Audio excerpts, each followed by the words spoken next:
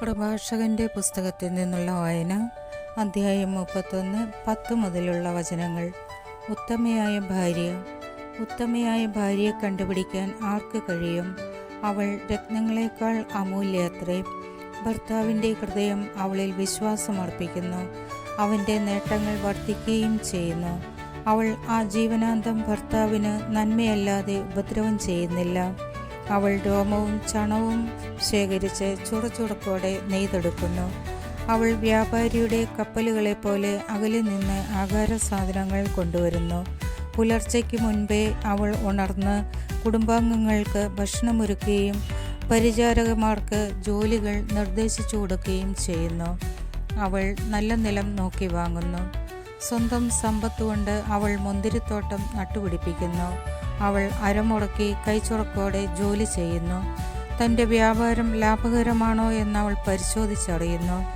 രാത്രിയിൽ അവളുടെ വിളക്ക് അണയുന്നില്ല. അവൾ ദണ്ടും തക്കളിയും ഉപയോഗിച്ച് നൂൽ നൂൽക്കുന്നു. അവൾ ദരിദ്രർക്ക് ദാനം ചെയ്യുകയും പാവങ്ങളെ സഹായിക്കുകയും ചെയ്യുന്നു. മഞ്ഞുകാലത്ത് കുടുംബാംഗങ്ങൾക്ക് തണുപ്പ് ഏൽക്കുമെന്ന് അവൾ ഭയപ്പെടുന്നില്ല. അവർക്ക് ധരിക്കാൻ ഇരട്ട വസ്ത്രങ്ങളുണ്ട്. അവൾ സ്വയം വിരിപ്പുകൾ നിർമ്മിക്കുന്നു. മൃദുലവും ധൂമവർണവുമായ പട്ടുവസ്ത്രങ്ങളാണ് അവൾ ധരിക്കുന്നത്.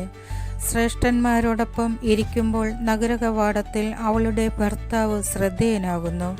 അവൾ ചണവസ്ത്രങ്ങൾ ഉണ്ടാക്കി വിൽക്കുകയും അരപ്പട്ടകൾ വ്യാപാരിക്ക് എത്തിച്ചു കൊടുക്കുകയും ചെയ്യുന്നു. അവൾ കഴിവും അന്തസ്സും അണിയുന്നു. ഭാവിയെ നോക്കി പുഞ്ചിരിക്കുന്നു.